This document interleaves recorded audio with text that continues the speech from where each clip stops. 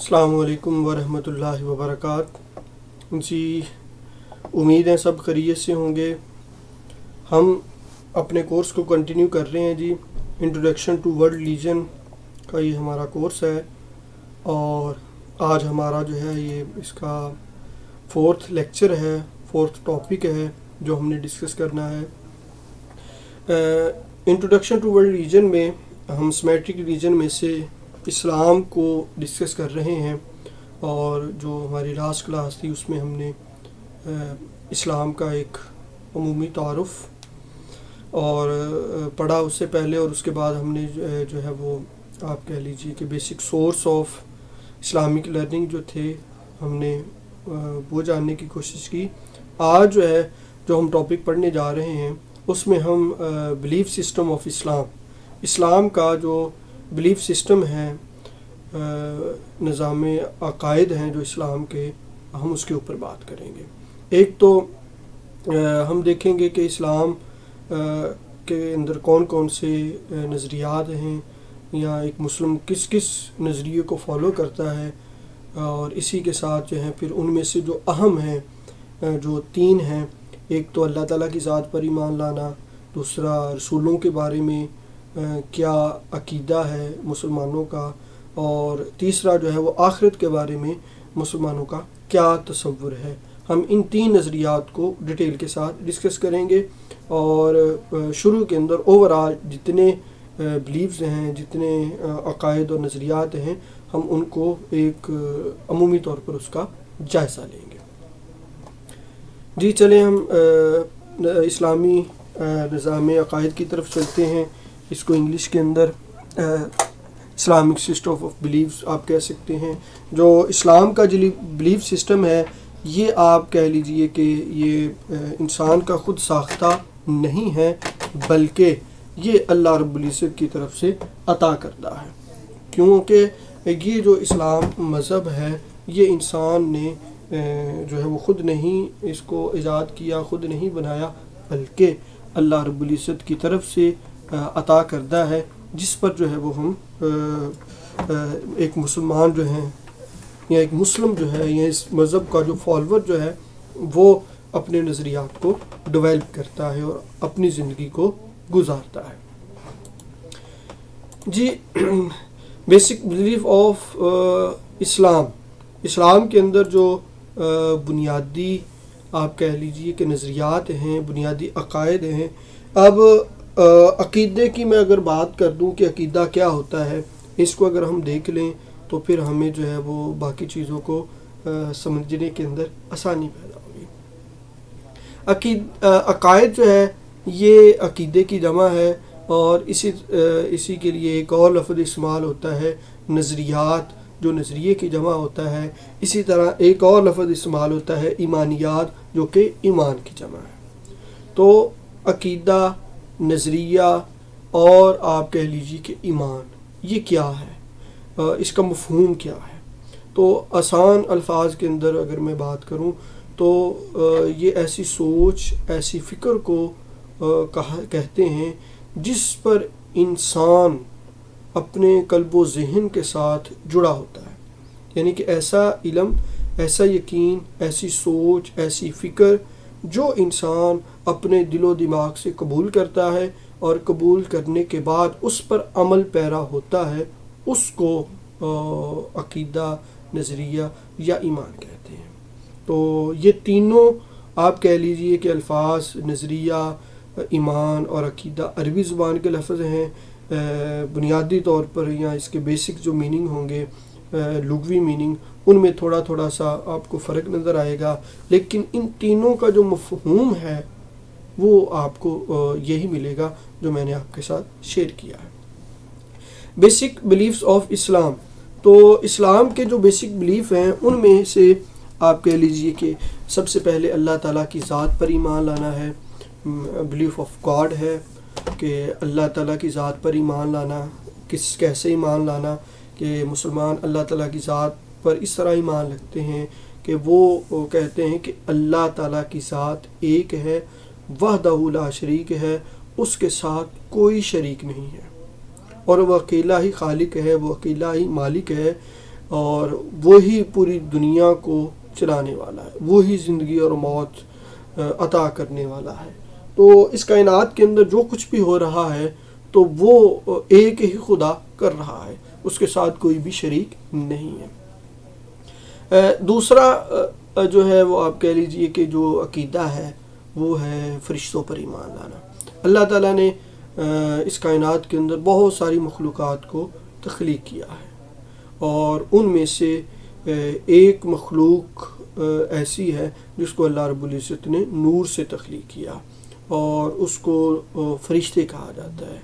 تو فرشتوں پر ایمان لانا بھی ضروری ہے، اور یہ جو فرشتے ہیں یہ اللہ رب العزت کی ذات کے ساتھ، اللہ تعالیٰ کی ذات کے ساتھ آپ کہہ لیجیے اللہ تعالیٰ کے لیے ہر وقت عبادت، تسبیح، تحلیل، ٹھیک ہے نا، پاکی بیان کرنے کے اندر مشغول ہوتے ہیں۔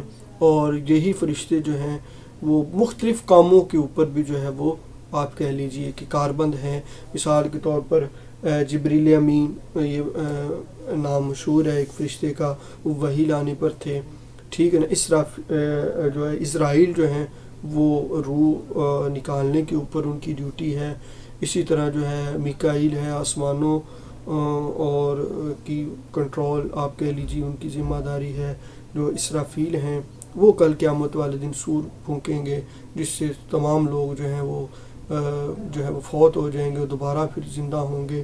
اور اسی طرح کچھ فرشتے ایسے ہیں جن کو ہم منکر نکیر یا کاتبین، کرامن کاتبین کہتے ہیں۔ ہر انسان کے ساتھ جو ہیں وہ دو فرشتے جو ہیں وہ ہوتے ہیں، ایک نیکیاں لکھتا ہے، ایک برائیاں لکھتے ہیں۔ تو اسی طرح مختلف ڈیوٹیز لگائی ہوئی ہے فرشتوں کی، تو اس پر ایمان رکھنا تو یہ بھی ایک مسلمان کے لیے ضروری ہے۔ پھر اسی طرح بلیف میں سے آسمانی کتابوں کے اوپر ایمان لانا، کہ اللہ رب العزت کی طرف سے جو پہلے کتابیں نازل ہو چکی ہیں، وہ چاہے صحائف ہوں، چاہے وہ آپ کہہ لیجیے مکمل کتابیں ہوں، تو سب کو ماننا تو یہ مسلمان کے لیے ضروری ہے۔ تو جو کتابیں ہیں ان کی تعداد 4 ہے، جس میں تورات، انجیل، زبور اور قرآن مجید ہے۔ اور صحائف جو ہیں یہ 100 کے قریب ہیں کم و بیش، تو وہ مختلف انبیاء کرام اور رسولوں پر جو ہیں وہ اتارے گئے۔ قرآن مجید نے کہا کہ جیسے کہ ایک آیت مبارکہ کے اندر ہے صحف ابراہیم و موسیٰ، کہ کچھ صحائف جو ہیں وہ ہم نے ابراہیم علیہ السلام کی طرف بھیجے اور کچھ موسیٰ علیہ السلام کی طرف بھیجے، اور اسی طرح دیگر انبیاء کرام کی طرف جو ہے وہ بھیجے۔ تو جتنے بھی صحیفے اللہ رب العزت کی طرف سے بھیجے گئے انبیاء کرام کی طرف، اور جتنی بھی کتابیں نازل ہوئیں، سب کے اوپر ایمان لانا یہ ایک مسلمان کے لیے ضروری ہوتا ہے۔ پھر اسلام کے جو بنیادی عقائد ہیں ان میں سے ایک عقیدہ یا ایک نظریہ، اس کا تعلق تمام رسولوں کے ساتھ ہے، تمام انبیاء کرام کے ساتھ ہے، کہ حضرت آدم علیہ السلام سے لے کر پروفٹ محمد پیس بی اپان ہم تک آپ آخری نبی ہیں۔ اور حضرت آدم علیہ السلام سے لے کر نبی کریم علیہ السلام تک جتنے نبی، جتنے پیغمبر، جتنے رسول اس دنیا کے اندر مبعوث ہوئے، جس قوم کے لیے بھی گئے، جس علاقے کے لیے بھی گئے، تو سب کو ماننا کہ وہ اللہ کی طرف سے نبی برحق تھے، اور انہوں نے قوموں کو، اپنی اپنی قوم کو جو ہے وہ اللہ کی تعالیٰ کی توحید کی طرف بلایا۔ تو ان تمام کے اوپر ایمان لانا یہ ایک مسلمان کے لیے ضروری ہے۔ پھر ایک نظریہ جو مسلمان اپناتے ہیں وہ آخرت پر ایمان کا ہے۔ آخرت پر ایمان لانے کا مطلب کیا ہے؟ آخرت پر ایمان لانے کا مطلب یہ ہے کہ ہم اس دنیا کے اندر ایک عارضی زندگی گزار رہے ہیں، ایک مقرر وقت ہے کہ جو بھی اس دنیا کے اندر آیا ہے اس نے اس دنیا سے واپس آنا ہے۔ تو جب اس نے اس دنیا سے واپس آنا ہے تو ہمیں یہ تعلیمات دی گئی ہیں، اور مسلمان کو یہ بتایا گیا ہے کہ وہ اپنی آخرت کا سامان جو ہے وہ اکٹھا کر لے۔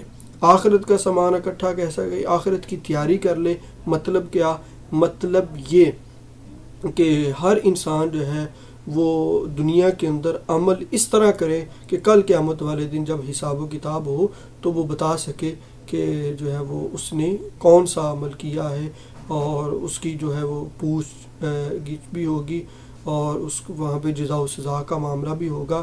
تو یہ اور آخرت کی زندگی جو ہے وہ ایک ابدی زندگی ہے، تا حیات، پھر کبھی بھی انسان کو موت نہیں آنی۔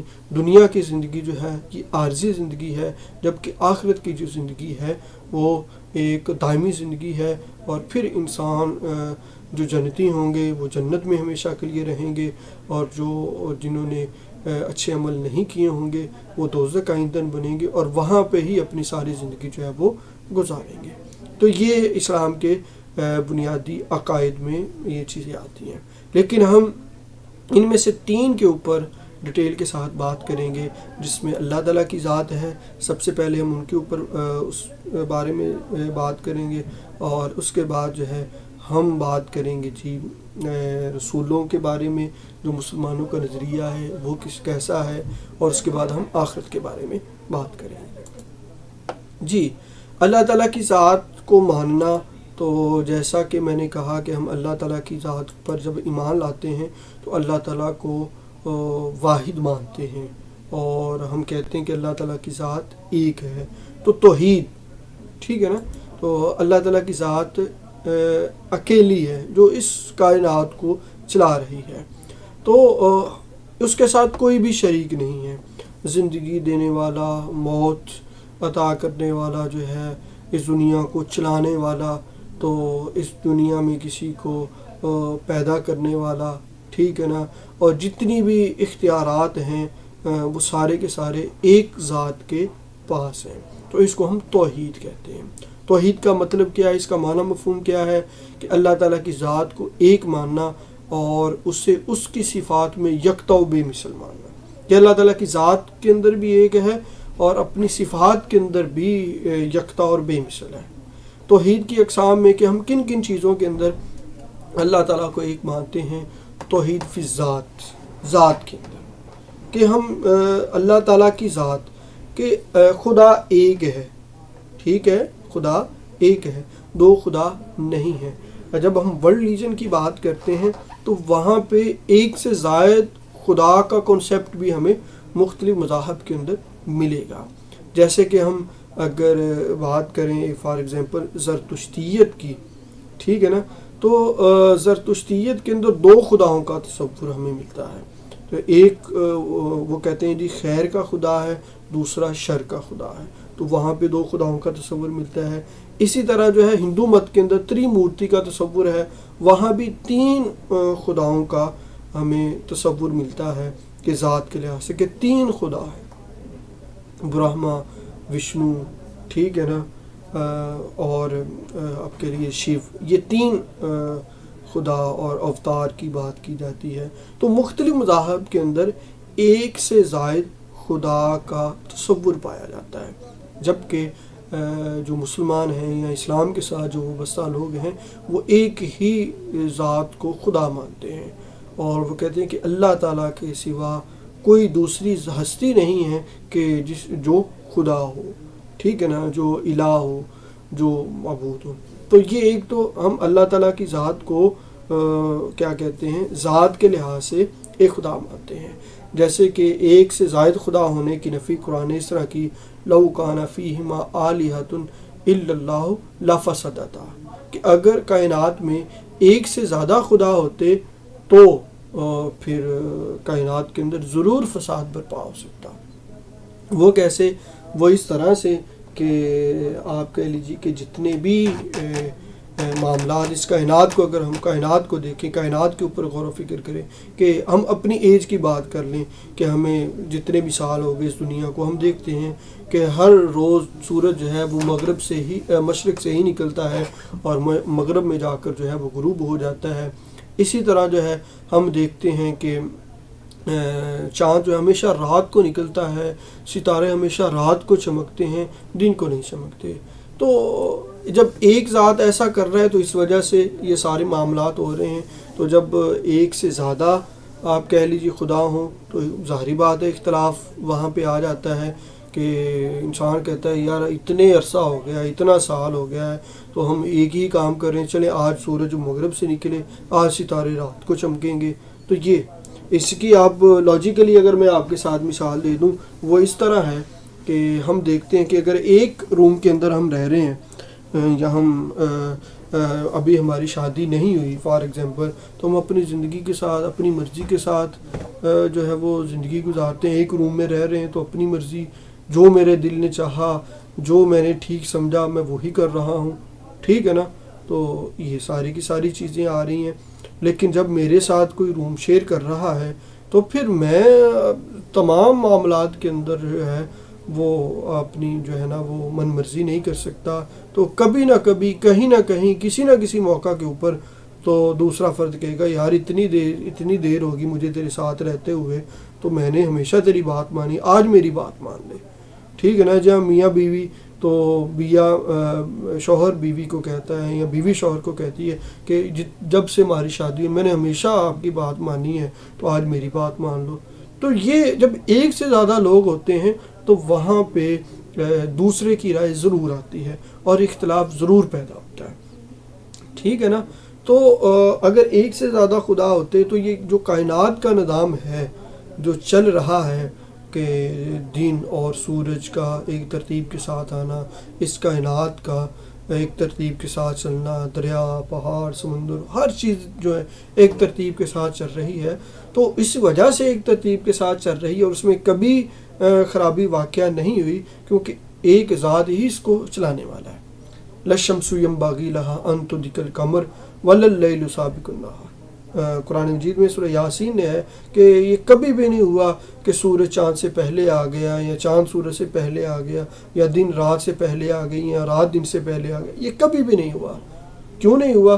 کیونکہ ان دن رات کو، سورج چاند کو اور پوری کائنات کے سسٹم کو جو کنٹرول کرنے والی ذات ہے وہ ایک ہی ذات ہے. تو یہ بے شمار دلائل ہیں جو اللہ تعالیٰ کے ایک ہونے پر، اللہ تعالیٰ کی ذات کے ایک ہونے پر دلالت کرتے ہیں.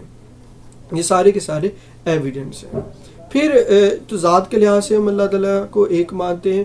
پھر اسی طرح صفات کے لحاظ سے بھی اللہ تعالیٰ کو ایک مانتے ہیں کہ اللہ تعالیٰ کے ہاں جو صفات پائی جاتی ہیں وہ کسی دوسرے کے ہاں نہیں پائی جاتی. کچھ صفات ایسی ہیں جو انسانوں کے اندر بھی پائی جاتی ہیں، جیسے اللہ تعالیٰ بھی سمیع ہے، بصیر ہے، وہ بھی سنتا ہے، وہ بھی دیکھتا ہے. انسان بھی سمیع ہے، انسان بھی بصیر ہے. تو یہ چیزیں انسانوں کے اندر بھی ہیں، خدا کے اندر بھی ہیں، لیکن دونوں کے اندر فرق ہے. دونوں کے اندر فرق کس طرح سے ہے کہ انسان کے پاس یہ جو سمع ہے، یہ جو بصارت ہے، انسان جو دیکھتا ہے، سنتا ہے، یہ مخصوص وقت کے لیے ہیں اور یہ لیمیٹڈ ہے. ٹھیک ہے نا؟ لیکن اللہ تعالیٰ کے ہاں وہ ان لمیٹڈ ہے. اور اسی طرح آپ کہہ لیجئے کہ یہ عارضی ہیں، یہ دائمی نہیں ہے، لیکن اللہ تعالیٰ کے پاس جو چیزیں ہیں وہ دائمی ہیں. اور پھر انسان کے پاس یہ جو صفات ہیں یہ عطائی ہیں، یہ اللہ تعالیٰ نے عطا کی ہیں تو انسان دیکھ سکتا ہے. اللہ تعالیٰ نے سننے کی قوت دی ہے تو وہ سن سکتا ہے. اللہ تعالیٰ نے دیکھنے کی قوت دی ہے تو انسان دیکھ سکتا ہے. اللہ تعالیٰ نے چکھنے کی قوت دی ہے تو انسان چکھ سکتا ہے. اللہ تعالیٰ نے جو ہے وہ پکڑنے کی قوت دی ہے تو انسان پکڑ سکتا ہے. تو یہ اللہ تعالیٰ کی عطا سے ہے. بہت ساری دنیا کے اندر انسان ہم دیکھتے ہیں جو بولتے نہیں ہیں، جو سن نہیں سکتے، جو دیکھ نہیں سکتے، جو معذور ہیں. ٹھیک ہے نا؟ تو یہ اللہ تعالیٰ کی عطا سے ہے. تو اللہ تعالیٰ کی صفات اور بندے کی صفات کے اندر بہت فرق ہے. تو صفات کے لحاظ سے بھی اللہ تعالیٰ کی ذات ایک ہے. پھر توحید فی عبادات، تو عبادات کے اندر بھی جو ہے اللہ تعالیٰ ہی ذات ایک ہے جو عبادت کے لائق ہے، جس سے قرآن مجید میں ہے قل هو اللہ احد لم یلد ولم یولد ولم یکن لہ کفوا احد. تو یہ جو خالد توحید کی سورہ ہے، سورہ توحید بھی اس کو کہتے ہیں. تو ایک تو توحید فی ذات کے اوپر بھی بیان ہے کہ وہ ذات ایسی ہے، وہ ایک ہے، لم یلد ولم یولد، نہ کسی نے اس کو جنا اور نہ اس نے کسی کو جنا، وہ ایک ہی ہے اپنی ذات کے لحاظ سے. اور عبادت کا حقدار بھی یہی ہے. ہم کلمہ طیبہ بھی پڑھتے ہیں لا الہ الا اللہ، کہ کوئی عبادت کے لائق نہیں ہے سوائے اللہ کے. تو یہ ایک مسلمان کا ہے. تو جو لوگ بتوں کی عبادت کرتے ہیں یا اس کی پوجا کرتے ہیں تو وہ اللہ کے ساتھ شریک ٹھہرا رہے ہوتے ہیں اس کی عبادت میں. تو عبادات میں بھی جو ہے ایک مسلمان جو ہے وہ صرف اللہ تعالیٰ کو ہی اپنا معبود مانتا ہے اور سمجھتا ہے، کسی اور کو معبود نہیں مانتا. پھر اسی طرح جو ہے آپ کہہ لیجئے کہ توحید فی الاختیارات، کہ اختیار جو ہے یہ بھی اللہ تعالیٰ کی ذات کے پاس ہے. تو اللہ تعالیٰ اس میں بھی واحد ہے، اس میں بھی بے مثل ہے، اس میں کوئی شریک نہیں ہے. جیسا کہ میں نے مثالیں دیں، چاند سورج کا جو کنٹرول ہے، پوری کائنات کا جو نظام ہے، ٹھیک ہے نا، اور دن رات کی جو ترتیب ہے، یہ ساری کی ساری چیزیں جو ہیں یہ اختیارات یہ اللہ تعالیٰ کے ہاں ہیں. ہاں اللہ رب العزت نے فرشتوں کی ڈیوٹی لگائی ہے کہ جو نظام کائنات کو دیکھ رہے ہیں، چلا رہے ہیں، تو وہ ڈیوٹی پر ہیں، لیکن اختیار یہ اللہ تعالیٰ کے پاس ہے. تو اختیارات کے اندر بھی اس میں اختیارات کی اگر بات کریں تو پیدا کرنے کا اختیار، موت دینے کا اختیار، ٹھیک ہے نا، اور رزق کا اور باقی سارے، تو یہ اللہ تعالیٰ کے اختیارات ہیں سارے کے سارے. تو اس میں کوئی دوسرا نہیں ہے. جیسے کہ جو آپ کہہ لیجئے کہ توحید فی تخلیقات کی اگر ہم بات کریں اس کے ساتھ ہی، تو تخلیقات کا جو پیدا کرنا ہے اور کسی کو موت دینا ہے تو یہ بھی اللہ تعالیٰ کے اختیار میں ہے. اور جیسے کہ دیگر مذاہب کے اندر جو ہے، جیسے میں نے خیر و شر کہے کہ خیر کا خدا اور ہے، شر کا خدا اور ہے، ٹھیک ہے نا، رزق کا خدا اور ہے، کسی نے رزق کا خدا الگ بنایا ہے، ٹھیک ہے نا، دشمنوں کے آپ کہہ لیجئے خلاف مدد حاصل کرنے کا خدا اور بنایا. تو اس طرح سے ہر مذہب کے اندر کچھ نہ کچھ طریقے یا خدا انہوں نے ڈیفرنٹ بنائے ہوئے ہیں، جبکہ اللہ رب العزت کی ذات جو ہے وہ ذات کے لحاظ سے بھی ایک ہے، اپنی صفات کے لحاظ سے بھی ایک ہے، اختیار کے لحاظ سے بھی ایک ہے، اور تخلیق کے لحاظ سے بھی ایک ہے. کوئی خدا جو ہے نا وہ آپ کہہ لیجئے کہ اللہ تعالیٰ کے ذات کے ساتھ کسی کو بھی جو ہے وہ شریک نہیں ٹھہرا سکتا. تو یہ ساری کی ساری چیزیں جو ہیں کوئی بھی انسان اللہ تعالیٰ کے ذات کے ساتھ جو مسلمان ہے وہ شریک نہیں ٹھہرا سکتا. تو یہ ساری کی ساری چیزیں دلالت کرتی ہیں. کائنات کا نظام کی میں نے بات کر دی، اور زندگی کے اندر آنے کی، پیدا ہونے کی بات کر دی، دنیا کے اندر جانے کا جو سسٹم ہے اس کی بات کر دی، اور دیگر قرآنی آیات سے ہمیں اور انسان کی ہسٹری سے ہمیں معلوم ہوتا ہے کہ ایک ہی خدا ہے، ایک سے زیادہ کوئی خدا نہیں ہے. یہ ایک مختصر اور جامع طور پر اللہ تعالیٰ کی ذات کے بارے میں جو مسلمانوں کا تصور ہے، نظریہ ہے، میں نے اس کی بات کر دی. اب عقیدہ رسالت کی خصوصیات کی ہم بات کریں، اور جو ایک بلیف ہے ایک مسلمان کا کہ وہ تمام انبیاء کرام کو پر ایمان لاتا ہے. تمام انبیاء، تو خصوصیات میں سب سے پہلا پوائنٹ بھی یہی ہے کہ تمام انبیاء پر ایمان لانا. تو 1,24,000 کم و بیش انبیاء کرام کے بارے میں، تعداد کے بارے میں آتا ہے کہ کم و بیش اتنے نبی، اتنے پیغمبر، اتنے رسول جو ہے اللہ رب العزت نے انسان کی رشد و ہدایت کے لیے مبعوث کیے، مختلف قوموں کی طرف، مختلف علاقوں میں اور مختلف زمانوں میں یا اوقات میں، ٹھیک ہے نا. تو یہ اللہ رب العزت نے بھیجے ہیں. تو ایک مسلمان جو آخری نبی حضرت محمد مصطفیٰ صلی اللہ علیہ وآلہ وسلم کا پیروکار ہے، آپ کا امتی ہیں، تو اس کے لیے ضروری ہے کہ حضرت آدم علیہ السلام سے لے کر آپ تک جتنے نبی، جتنے پیغمبر اس دنیا کے اندر آئے ہیں، سب کو ماننا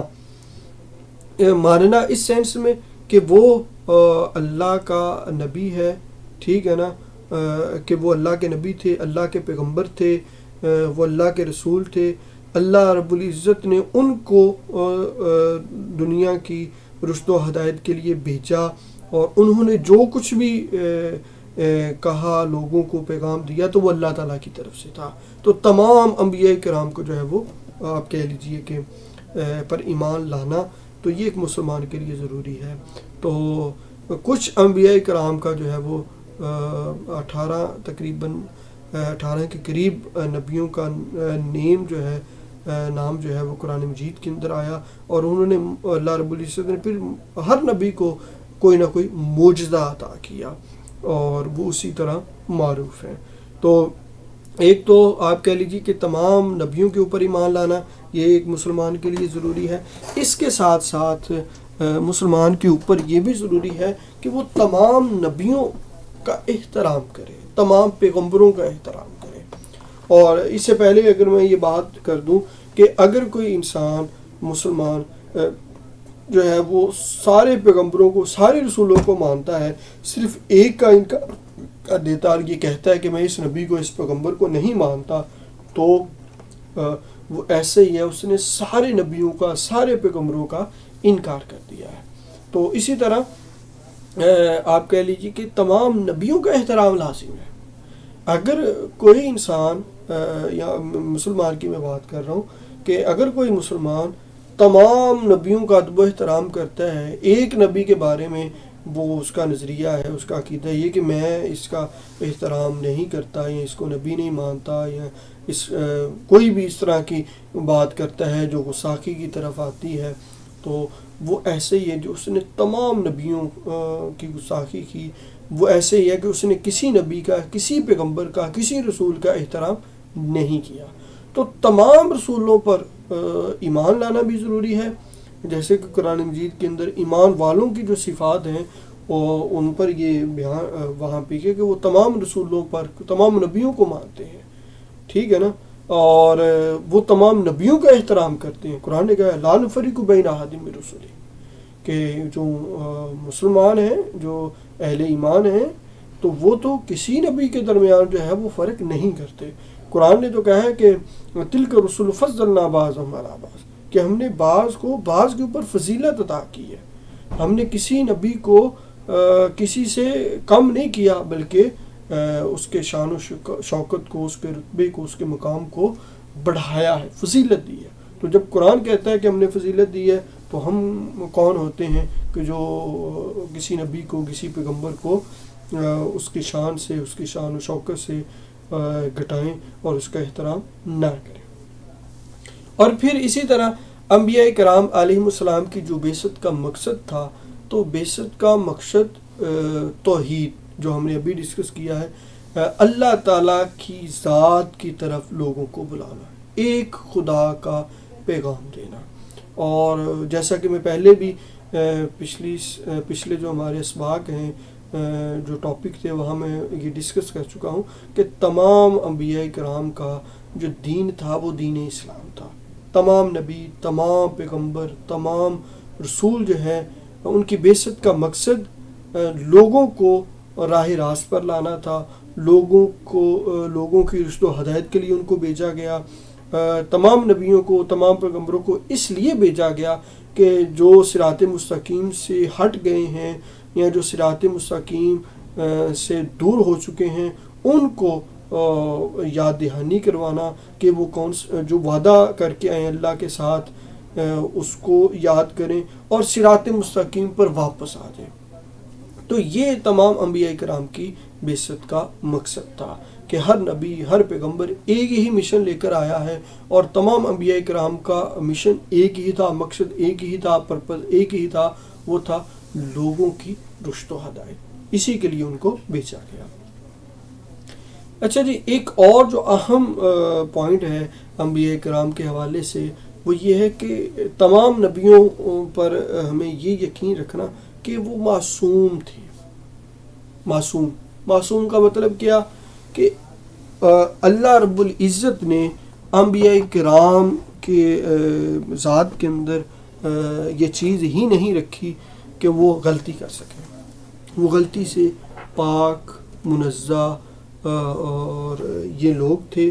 تو ایسے انسان کو، ایسے لوگ کو معصوم کہا جاتا ہے، کیونکہ ان کی بعثت کا مقصد جو ہے، آپ کہہ لیجیے کہ وہ لوگوں کی رشد و ہدایت ہے۔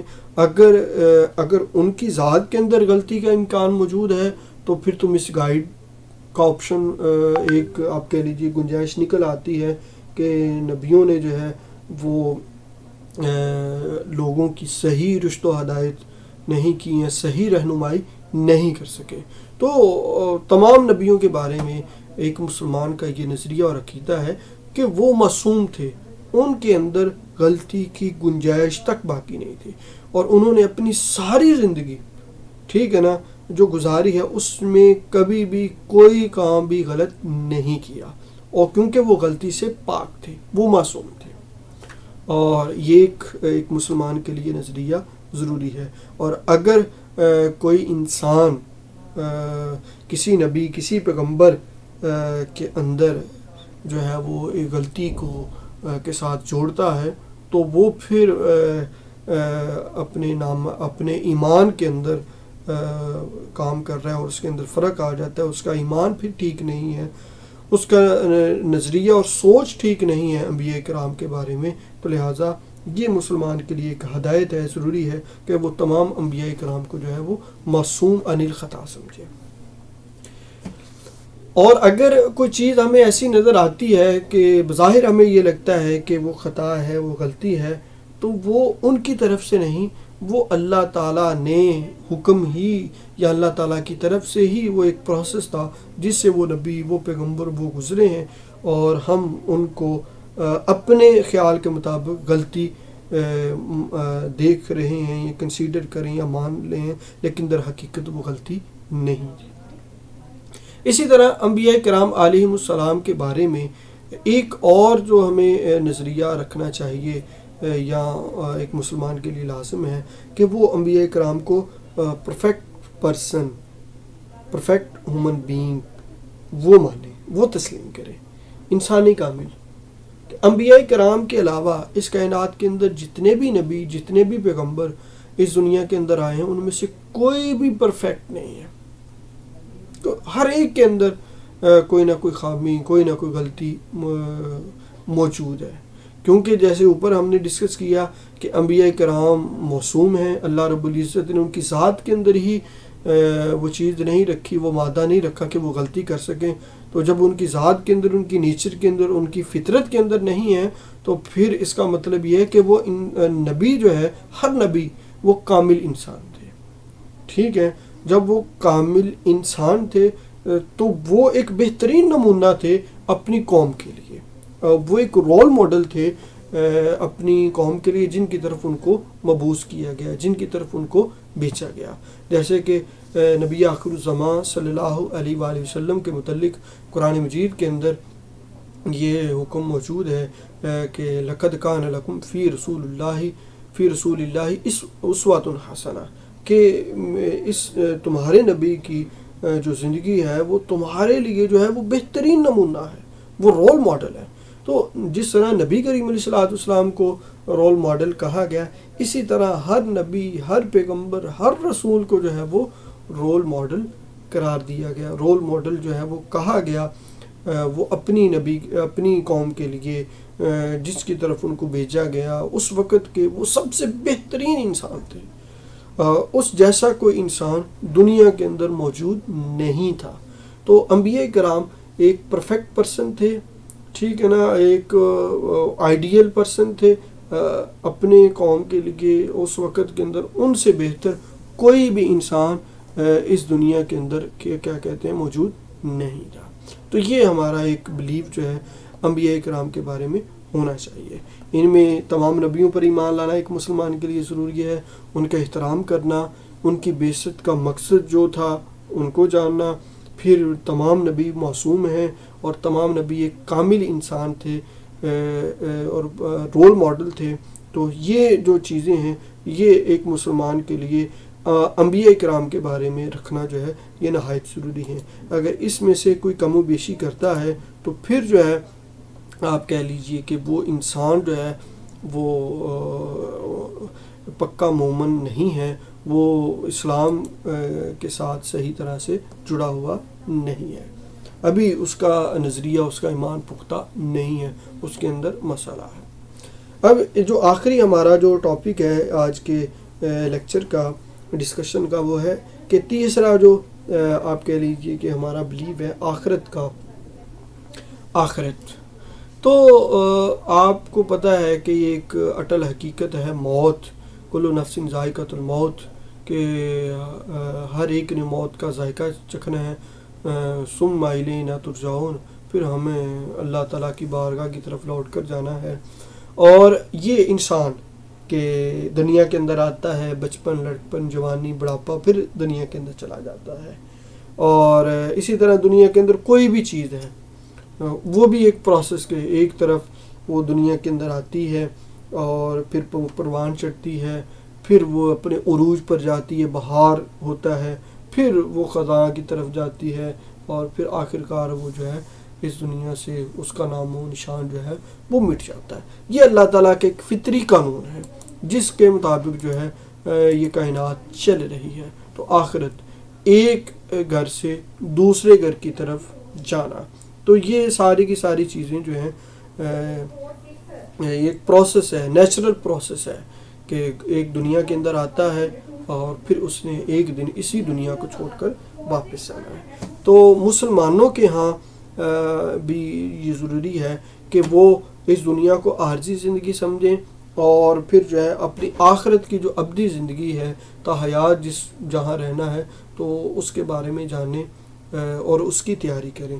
جبکہ مختلف مذاہب کے اندر جو دنیا کے اندر پائے جاتے ہیں وہ آخرت کی زندگی سے جو ہے وہ انکار کرتے ہیں، اور وہ یہ کہتے ہیں کہ جب ایک دفعہ یہ زندگی ختم ہو گئی تو کوئی بھی دوبارہ زندہ نہ ہی کیا جائے گا اور نہ ہی ہمیں حساب و کتاب دینا پڑے گا، تو یہی دنیا کی زندگی ہی سب کچھ ہے، تو اس کے بعد کوئی بھی دوسری زندگی نہیں ہوگی.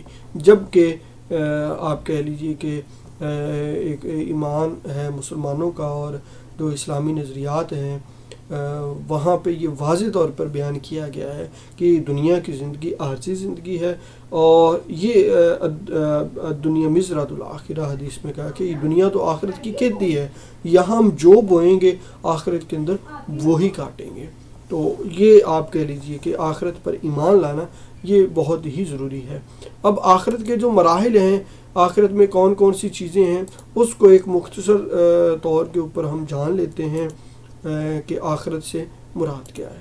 سب سے پہلے ہم آخرت کے لفظ کو جان لیتے ہیں. آخرت یہ اس کو دو طرح سے پڑھا جا سکتا ہے.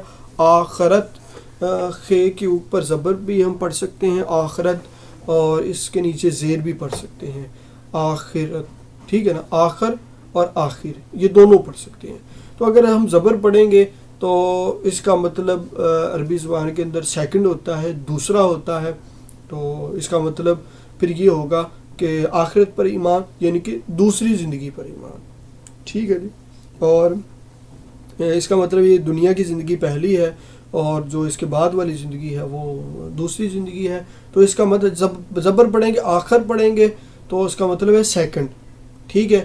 اور نیچے زیر پڑھیں گے آخر پڑھیں گے تو اس کا مطلب ہوتا ہے لاسٹ، ٹھیک ہے نا.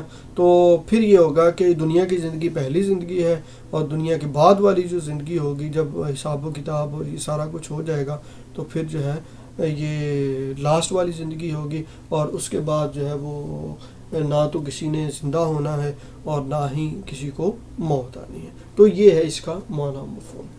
اور آخرت پر ایمان کا مطلب یہ ہے کہ ہم یہ یقین رکھتے ہیں کہ ہم اس دنیا کے اندر آئے اور ہم نے ایک دن اس دنیا سے واپس جانا ہے، اور پھر جو ہے وہ کل قیامت والے دن جب یہ ساری زندگی ساری کائنات جو ہے وہ ختم ہو جائے گی تو اللہ رب العزت سب کو دوبارہ زندہ کرے گا، اور پھر نیکیوں کو اور برائیوں کو تولا جائے گا، نامہ اعمال کا حساب و کتاب ہوگا، اور پھر لوگ جو ہے وہ کچھ لوگ جنت کے اندر بھیج دیے جائیں گے اور کچھ کو جہنم کے اندر دھکیل دیا جائے گا، اور یہی جزا و سزا کا معاملہ ہوگا.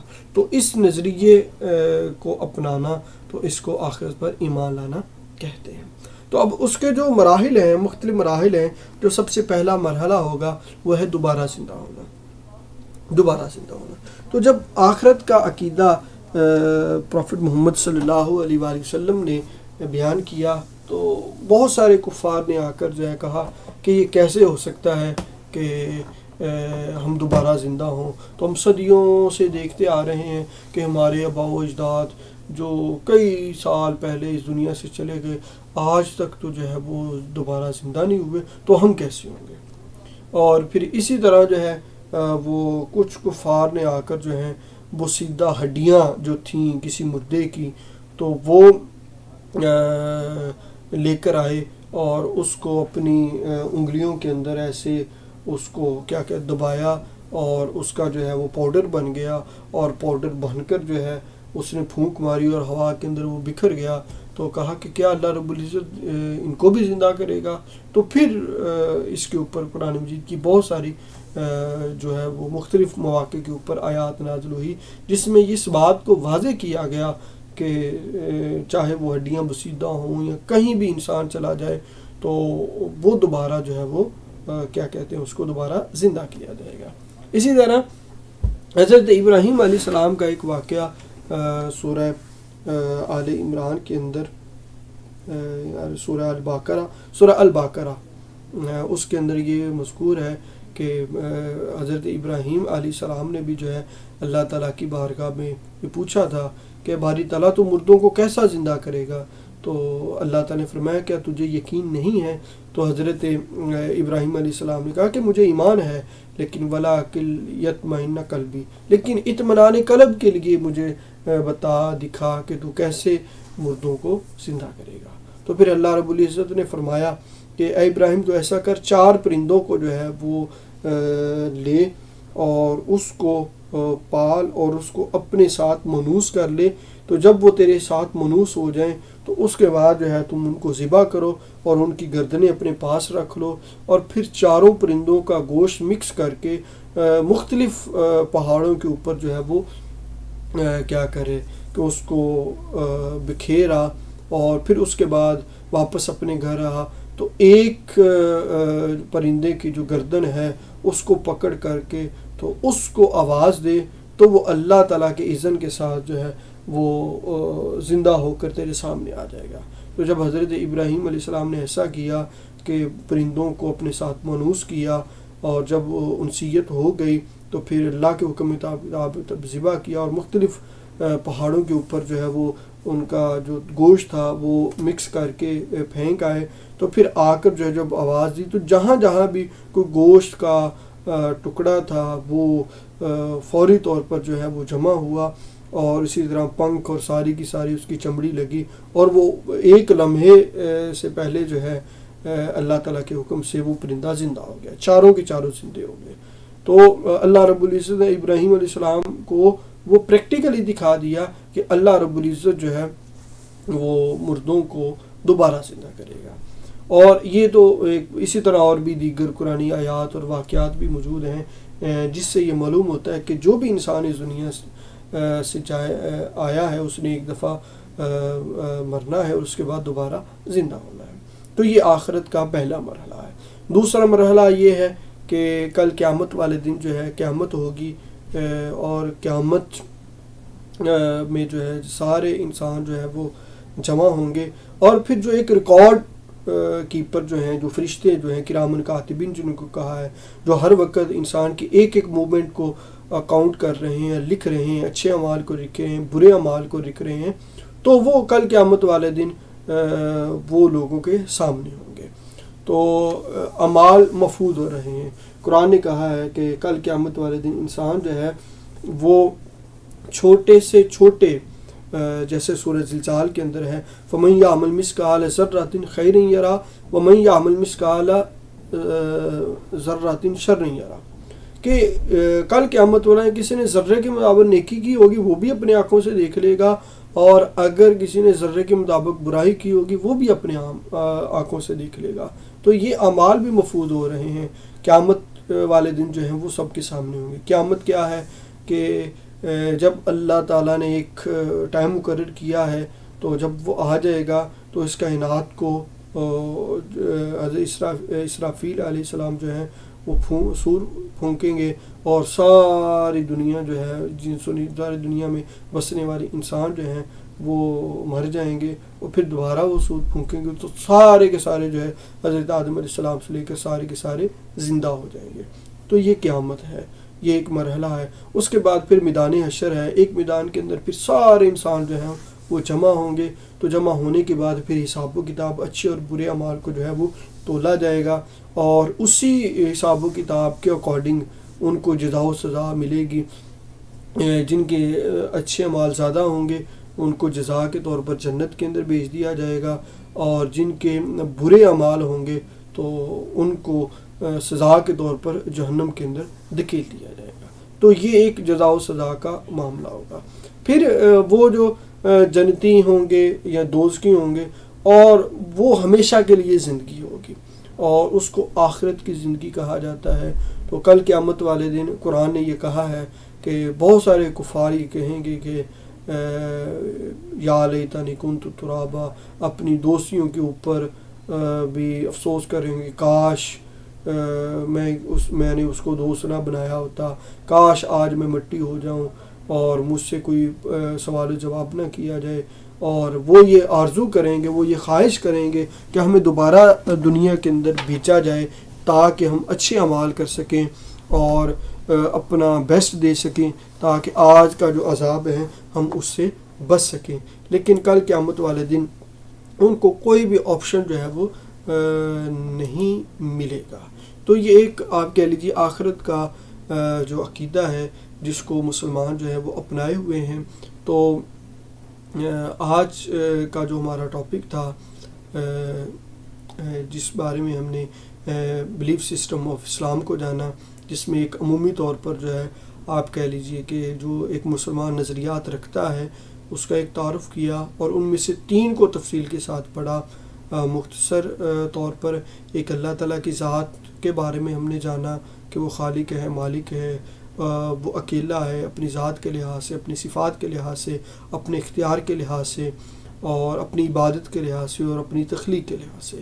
اور اسی طرح انبیاء کرام علیہم السلام کے بارے میں جو مسلمانوں کا عقیدہ ہے کہ وہ تمام نبیوں کو مانتے ہیں، تمام کا احترام بھی کرتے ہیں، تمام کی بعثت کا مقصد ایک تھا اس پر بھی ایمان رکھتے ہیں، تمام نبیوں کو معصوم عن الخطا بھی سمجھتے ہیں، اور تمام انبیاء کرام کو کامل اور پرفیکٹ پرسن جو ہیں کے طور پر جانتے ہیں۔